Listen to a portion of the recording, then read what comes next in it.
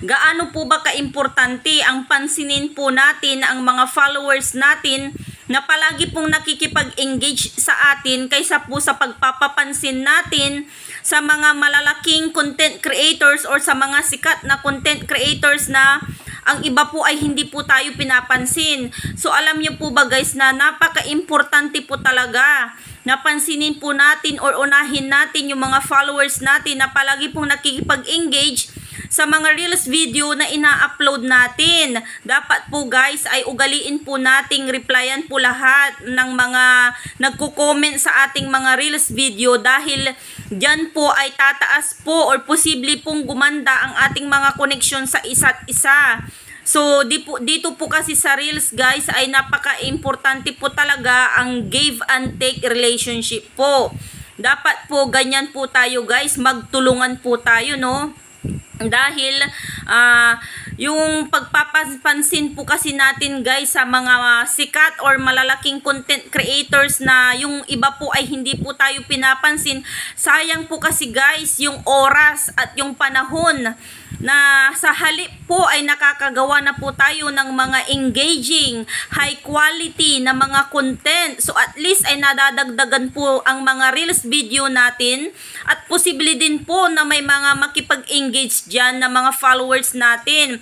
So kapag nagustuhan pa nila yan guys, ay pwede pa nila yan i-share sa kanilang mga timeline. So napaka-importante po talaga guys no, na unahin po natin yung mga tao sa bahay natin or yung mga followers natin, lalong-lalo na po yung mga palagi pong nakikipag-engage sa mga reels video natin.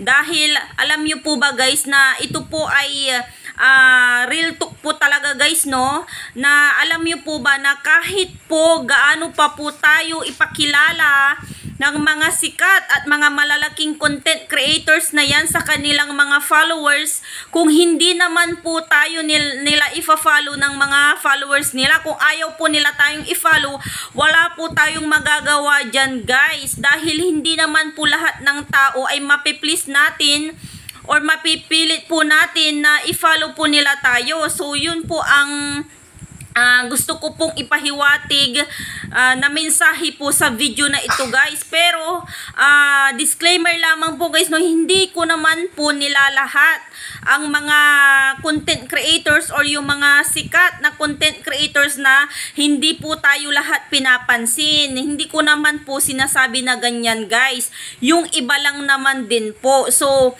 alam nyo po ba guys na nasa atin pa rin pong mga sariling kamay kung paano po tayo gagaling dito sa larangan po ng reels, kung paano po ba tayo nila makikilala ng mga followers natin. Dahil sabihin na lang din po natin guys no, na mayroon pong mga ibang mga followers na mga sikat na content creators na yan na pwede pong i-follow din po nila tayo. Pero once na finalo po nila tayo at wala naman pong bumisita sila sa mga bahay natin at wala naman po silang mga nakikitang mga reels video na engaging, ay paano po sila makikipag-engage sa atin kung wala naman po tayong mga video na mga high quality at mga engaging content. So alam niyo po ba guys na napaka-importante po talaga na gumawa po tayo ng mga video na mga engaging, mga interesting video at mga educational video, mga informative, para sa ganun kapag bumisita sila sa mga bahay natin ay meron po silang rason para i-follow po nila tayo. Yun po ang pinupunto ko po sa video na ito guys no. Sana po ay ganyan po ang gawin po natin, dahil alam niyo po ba guys sa bandang huli ay tayo pa rin po ang gagawa ng paraan kung paano tayo makikilala ng mga followers natin, kung paano ba tayo magiging successful dito sa pagre-reels.